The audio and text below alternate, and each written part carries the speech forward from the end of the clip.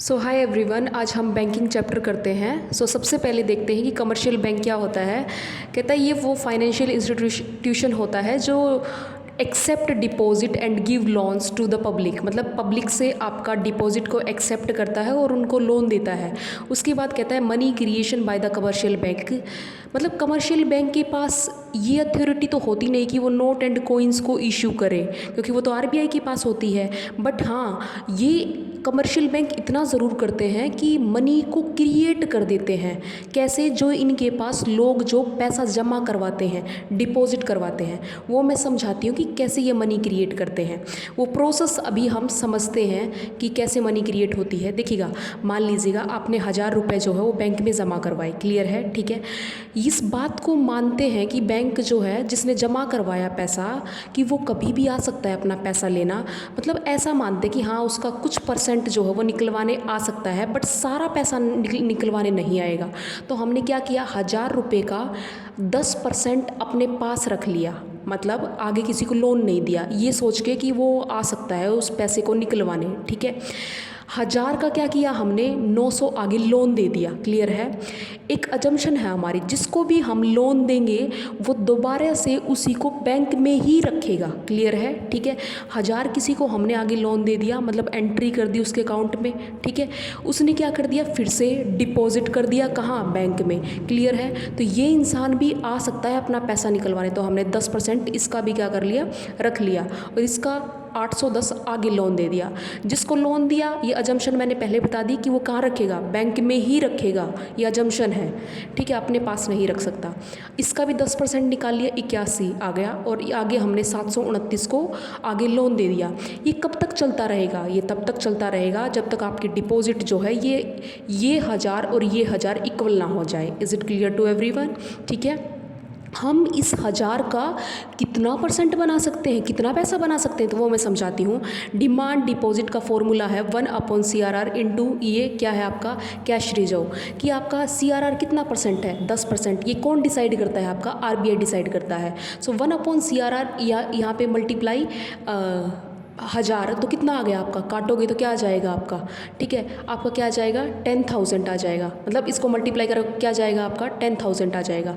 अब देखो, credit multiplier को हम के से डिनोट करते हैं, मतलब कितना टाइम्स हम मनी को मल्टीप्लाई कर सकते हैं। सो 1/CRR। अब मान लो CRR आपका मैंने बताया था ना कितना परसेंट है, 10% है। सो 1/10%। अब इसको सोल्व करेंगे तो क्या जाएगा, 100/10, तो क्या जाएगा आपका 10 टाइम्स, क्लियर है? तो मतलब 1000 जो रुपये आए हैं, हम इसका 10 टाइम्स बना सकते हैं। कितना बना सकते हैं, 10,000। Is it clear to everyone? उसके बाद आता है कि सेंट्रल बैंक। सबसे पहले ये देखो, सेंट्रल बैंक क्या होता है? सेंट्रल बैंक सबसे बड़ा बैंक होता है किसी भी कंट्री का। ठीक है, जैसे हमारा आरबीआई है, और उसी के पास सारी अथॉरिटी होती है, वही सभी कमर्शियल बैंक को कंट्रोल करता है। ठीक है, सब रूल्स वगैरह बनाता है कमर्शियल बैंक के लिए। तो सबसे पहले देखते हैं कि फंक्शन, मतलब क्या क्या काम करता है ये। तो सबसे पहला फंक्शन है बैंक ऑफ इशूइंग नोट, मतलब जितने भी नोट वगैरह जो हैं वो प्रिंट करने होते हैं, वो किसके हाथ में अथॉरिटी है, आरबीआई के हाथ में। उसके बाद आता है बैंकर्स टू द गवर्नमेंट, मतलब गवर्नमेंट के कुछ काम करता है। देखो, एज ए बैंकर तो सभी अकाउंट्स को मैनेज करता है गवर्नमेंट के। एज ए एजेंट क्या करता है, सेल और परचेज करता है सिक्योरिटीज़ को गवर्नमेंट के बिहाफ पर। एज एन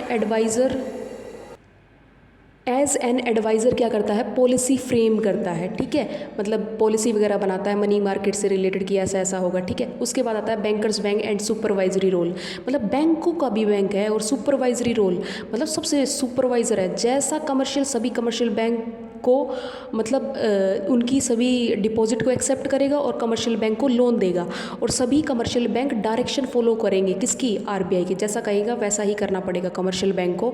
उसके बाद आता है लेंडर ऑफ लास्ट रिजोर्ट।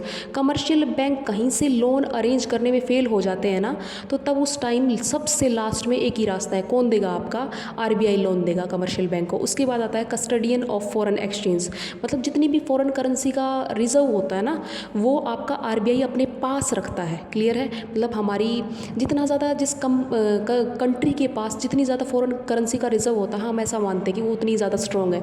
हमारी वर्ल्ड में 4th रैंक है अभी। ठीक है, फ़िलहाल जब भी मैं अब वीडियो बना रही हूँ तब। उसके बाद आता है क्लियर हाउस फंक्शन। तो मतलब आरबीआई जो है ना वो इंटर बैंकिंग सेटलमेंट भी करता है। मैं समझाती हूँ कैसे, देखिएगा। मान लीजिएगा ए बैंक है, उसने कोई मतलब बी बैंक से चेक ड्रॉ कर लिया, मतलब पैसे निकाल लिए। मैं समझाती हूँ। मान लीजिएगा आप जॉब करते हैं, आपका एसबीआई में सैलरी अकाउंट है, आपके पैसे आ गए, बट आपके घर के पास जो है वो आईसीआईसीआई बैंक है या फिर कोई भी एक्सिस बैंक है, ठीक है। आपने क्या किया, वहाँ से पैसे निकाल लिए, ठीक है, एटीएम से। क्लियर है, ठीक है। तो अभी क्या हुआ, आप ए बैंक ने किससे निकाल लिए पैसे, बी बैंक से निकाल लिए। कितने, 10,000। अच्छा, बी बैंक ने कहाँ से निकाल लिए भाई, बैंक ए से 15,000। क्लियर है। तो अभी जो ये 5,000 की जो एडजस्टमेंट करनी है ना, मतलब उस बैंक को देने हैं, तो आपको टेंशन लेने की ज़रूरत नहीं है। ये कौन कर देगा, अपने आप आरबीआई कर देगा। क्यों, क्योंकि दोनों ही बैंक के अकाउंट किसके पास हैं, आपके आरबीआई के पास हैं। Is it clear to everyone.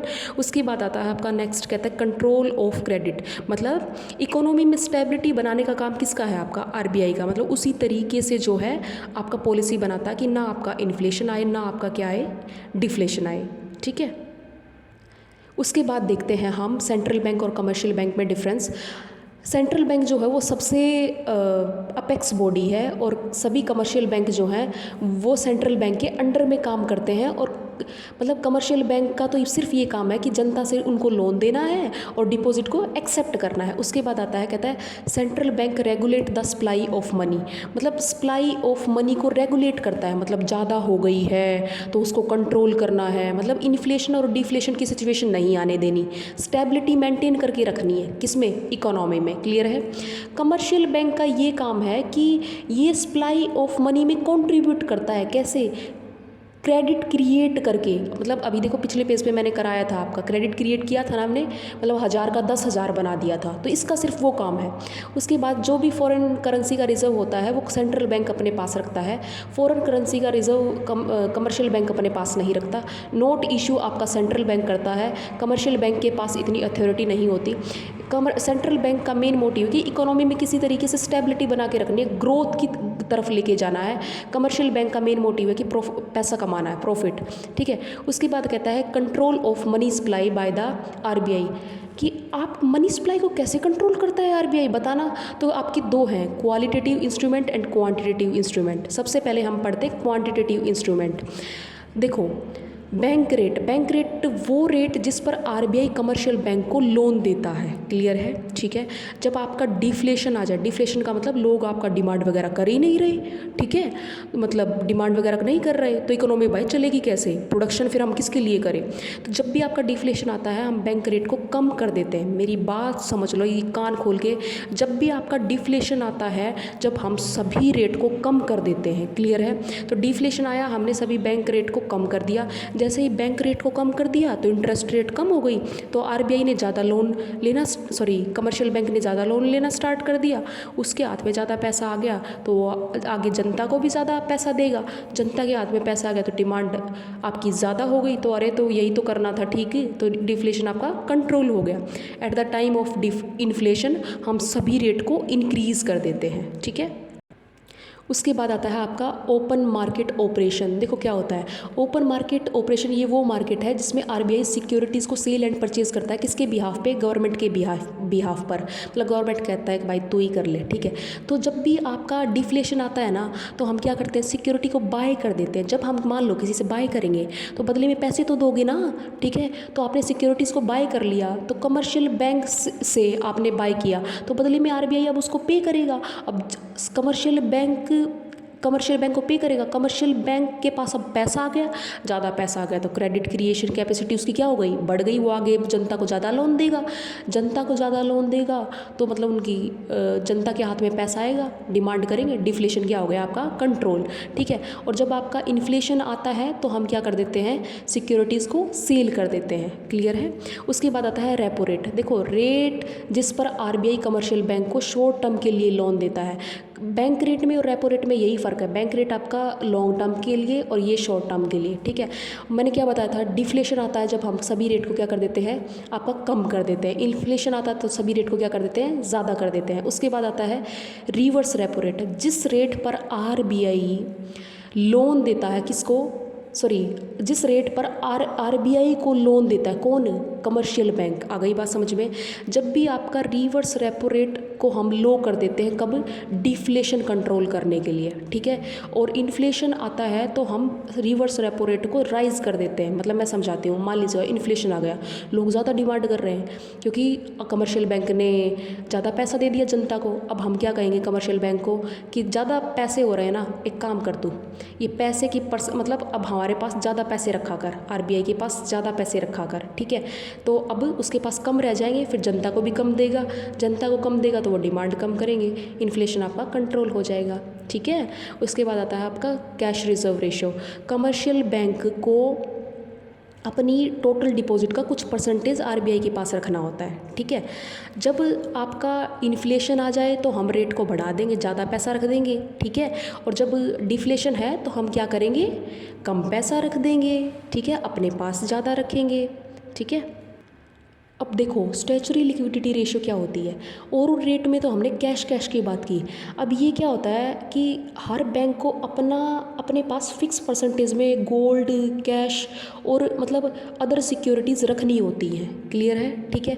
वही बात है, डिफ्लेशन है तो हम इस रेट को कम कर देंगे, इन्फ्लेशन है तो इस रेट को ज़्यादा कर देंगे, ठीक है। उसके बाद आता है आपका qualitative instrument of credit control, कि आप क्रेडिट कंट्रोल कैसे कर सकते हो, मनी सप्लाई को कैसे कंट्रोल कर सकते हो अगर ज़्यादा है या कम है, ठीक है। तो मार्जिन रिक्वायरमेंट, मार्जिन का मतलब होता है किस तरह से गैप, ठीक है।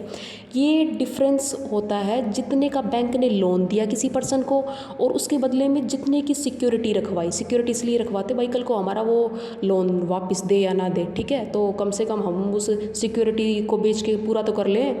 तो लोन मान लीजिएगा 1 लाख का दिया, सिक्योरिटी मैंने 2 लाख की रखवा ली, तो जब आपका मान लीजिएगा इन्फ्लेशन है तो हम इस गैप को ज़्यादा कर देते हैं। क्लियर है, ठीक है, कि ज़्यादा की सिक्योरिटी रख हमारे पास, ठीक है। और जब डिफ्लेशन होता है तो हम इस गैप को क्या कर देते हैं, कम रख देते हैं। उसके बाद आता है rationing of credit.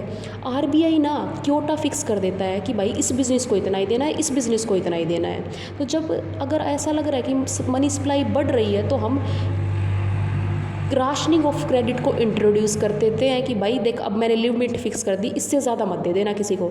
RBI Kyoto fix कर दिए कि इतना ही लोन देना है इस बिज़नेस को। क्लियर है, ठीक है। और जब मनी सप्लाई बिल्कुल ही कम है तो हम क्या करेंगे, आपका विड्रॉ कर लेंगे राशनिंग ऑफ क्रेडिट को। उसके बाद आता है मोरल सुएशन। कमर्शियल बैंक को आरबीआई की सभी डायरेक्शन फॉलो करनी पड़ेंगी, ठीक है। जैसा कमर्शियल बैंक को कहा जाएगा वैसा ही करना पड़ेगा कि इन्फ्लेशन के टाइम पे सभी रेट्स को कम करना है, डिफ्लेशन के टाइम पे सभी रेट्स को डिक्रीज़ करना है, ठीक है। अगर आपको डाउट है you can ask me through the comment section. Thank you so much.